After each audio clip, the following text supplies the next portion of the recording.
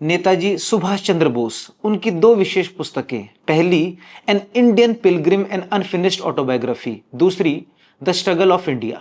नेताजी कौन? नेताजी सुभाष चंद्र बोस, वही नेताजी जिन्होंने 21 वर्ष की उम्र में आईसीएस क्लियर कर लिया था, उस समय का आईएएस। वो कैम्ब्रिज जाते हैं, 6 सीट्स होती हैं, 4th पोजीशन वो पाते हैं। भारत वापस आते हैं, आईसीएस को छोड़ देते हैं और भारत वापस आने के बाद वो इंडियन नेशनल कांग्रेस के 2 बार अध्यक्ष होते हैं। 1921 से लेके 1941 के बीच में भारतीय स्वाधीनता आंदोलन के कारण उनको 11 बार जेल में भी जाना पड़ता है। और जब सेकेंड वर्ल्ड वॉर शुरू होती है तो वो भारत की आज़ादी के लिए आज के झारखंड और उस समय के बिहार के गोमोह रेलवे स्टेशन से काबुल पहुंचते हैं। काबुल, पेशावर, मॉस्को, बर्लिन तक पहुंचते हैं, हिटलर से मिलते हैं, बात नहीं बनती है। नेताजी को बुलावा आ रहा होता है जापान से, रास बिहारी बोस उनको इंडियन नेशनल आर्मी का ध्वज उठाने के लिए कहते हैं और नेताजी वहां वापस पहुंचते हैं और कहते हैं स्पष्टता से कि कदम कदम बढ़ाए जा, खुशी के गीत गाए जा, ये जिंदगी है कौम की, तू कौम पे मिटाए जा, चलो दिल्ली पुकारती, लाल किले पे गाड़ के लहराए जा। और नेताजी सुभाष चंद्र बोस, जिनका वो विशेष भाषण 1944 का रंगून में जो उन्होंने दिया, जब वो कहते हैं you give me blood I shell give you freedom, वो नेताजी सुभाष चंद्र बोस स्वामी विवेकानंद के बारे में कहते हैं that Swami Vivekananda tried to infuse into the new generation a sense of pride in India's past, a faith in India's future and a spirit of self-confidence, self-respect and self-dignity। क्या स्वामी विवेकानंद ने भारतीय नव संतति के अंदर अपने अतीत के प्रति गर्व, अपने भविष्य के प्रति विश्वास, अपने स्वयं में आत्मविश्वास, आत्मसम्मान और आत्मगौरव की भावना जागृत करी। नेताजी आगे लिखते हैं, अगर आज स्वामी विवेकानंद जीवित होते तो मैं ये सब कुछ छोड़कर उनके चरणों में होता। वो कहते हैं मैंने भारत को प्रेम करना सीखा स्वामी विवेकानंद को पढ़कर, और स्वामी विवेकानंद को मैंने जाना भगिनी निवेदिता के पत्रों से, और अगर आज स्वामी विवेकानंद जीवित होते तो मैं उनके चरणों में होता। Netaji puts it very well, he says Swami Vivekananda was the modern father, the spiritual father of the modern nationalist movement. ये नेताजी के जीवन पे स्वामी विवेकानंद का प्रभाव रहा। भारत स्वतंत्र होता है, भारत के पहले प्रधानमंत्री पंडित नेहरू, उनकी 2 विशेष पुस्तकें हैं। पहली the glimpses of the world history 1934 का पब्लिकेशन है, दूसरा द डिस्कवरी ऑफ इंडिया 1946 का पब्लिकेशन है। दोनों प्री इंडिपेंडेंट इंडिया के पब्लिकेशंस हैं। पंडित नेहरू उसमें लिखते हैं Swami Vivekananda's form of nationalism is a Hindu nationalism. It is not anti-anyone, it is not anti-Muslim, it is not a narrow nationalism.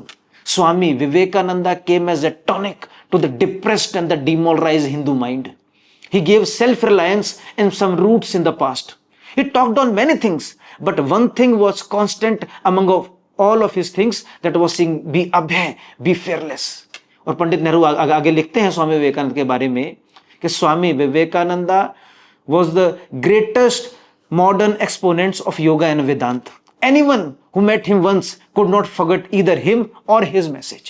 कि स्वामी विवेकानंद का राष्ट्रवाद एक हिंदू राष्ट्रवाद था, वो किसी का विरोधी राष्ट्रवाद नहीं था, वो कोई मुस्लिम विरोधी राष्ट्रवाद नहीं था, बल्कि स्वामी विवेकानंद तो हिंदू मस्तिष्क के लिए एक टॉनिक के तौर पर आए।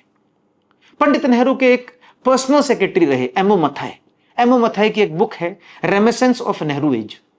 जब वो बाबा साहब अंबेडकर से संवाद कर रहे होते हैं तो उसमें बाबा साहब अंबेडकर कहते हैं the greatest soul produced in India in last 2 centuries is Buddha and the greatest Indian produced in the last 2 centuries is Vivekananda, not Gandhi. Mahatma Gandhi, उनको कौन नहीं जानता। गांधी जी की एक विशेष पुस्तक है मेरे सत्य के साथ प्रयोग, my experiments with truth. Gandhi ji उसमें लिखते हैं क्या मैं स्वामी विवेकानंद से मिलने पैदल ही चल पड़ा था बेलूर मठ। स्वामी विवेकानंद उस समय अस्वस्थ थे, इसलिए मैं उनसे मिल नहीं पाया।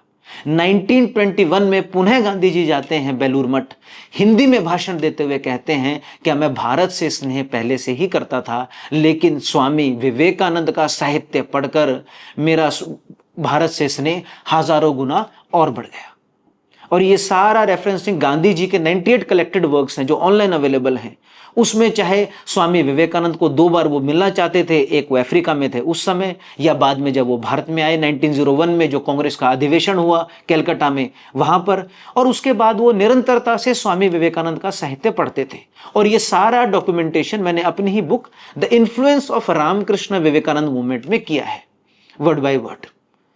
भारत स्वतंत्र होता है, Chakravarti Rajagopalachari, the first and the last first Indian governor general of India and the last governor general of India, वो लिखते हैं Swami Vivekananda saved Hinduism, Swami Vivekananda saved India, without him we would have lost our religion, without him we would have lost our country, therefore we owe everything to स्वामी विवेकानंदा। क्या स्वामी विवेकानंद ने भारत को बचा लिया, स्वामी विवेकानंद ने Hinduism को बचा लिया। अगर स्वामी विवेकानंद नहीं होते तो ये हम सब कुछ हम खो बैठते। Rabindranath Tagore the Nobel prize winner, वो बड़ा सुंदर लिखते हैं स्वामी विवेकानंद के बारे में। वो कहते हैं if you want to know India read Swami Vivekananda, everything is positive in him, nothing is negative. अगर आपको भारत को जानना है तो आप स्वामी विवेकानंद को पढ़िए, उनमें सब कुछ सकारात्मक है, कुछ भी नकारात्मक नहीं। बाल गंगाधर तिलक, हमने नाम तो सुना ही होगा। बाल गंगाधर तिलक जी स्वामी विवेकानंद को महाराष्ट्र में मिलते हैं और वो अपने रेमिसेंस में लिखते हैं कि स्वामी विवेकानंद के पास बिल्कुल पैसे नहीं थे, वो मुंबई से पुणे की एक ट्रेन में जा रहे थे और हम साथ ही थे, और एक हाथ में कमंडलू और बिना पैसे के स्वामी विवेकानंद ट्रैवल कर रहे थे। और उसके बाद स्वामी विवेकानंद बाल गंगाधर तिलक जी के घर पे भी रहे। और उसके बाद जब स्वामी विवेकानंद 11 सितंबर 1893 के शिकागो के विश्व प्रसिद्ध महासम्मेलन के बाद, धर्म सम्मेलन के बाद प्रसिद्ध हो गए, तो उसके बाद बाल गंगाधर तिलक जी उनसे मिलते हैं। केसरी के संपादक स्वामी विवेकानंद से मिलते हैं। बाल गंगाधर तिलक निरंतरता से स्वामी विवेकानंद का जो बेलूर मठ है कलकत्ता में, वहां पर उनका निरंतर आना जाना चलता रहता था। तो स्वामी विवेकानंद का प्रभाव उस समय से लेके अगर हम आज के लीडर्स में भी देखें, मनमोहन सिंह, डॉक्टर मनमोहन सिंह हमारे फॉर्मर प्राइम मिनिस्टर, विज्ञान भवन में जाके बोलते हैं Swami Vivekananda one of the greatest son of the soil. आप किसी भी धर्म के हो, आप किसी भी पंथ के हो, आप किसी भी जाति के हो, आप स्वामी विवेकानंद को पढ़िए।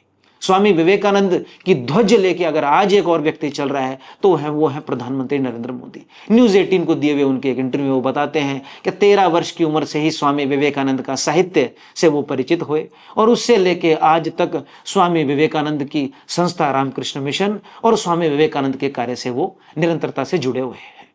उस समय के एलन मस्क और बिल गेट्स, कौन, जॉन रॉकफेलर स्वामी विवेकानंद से मिलना चाहते थे। उस समय के बड़े बड़े साइंटिस्ट, चाहे वो निकोला टेस्ला हो या चाहे हम हमारे 21st सेंचुरी के देश के सबसे बड़े साइंटिस्ट एपीजे अब्दुल कलाम की बात करें, हर व्यक्ति हम लोग देखते हैं कि एक ही व्यक्ति से प्रेरित है, उसका नाम है स्वामी विवेकानंद।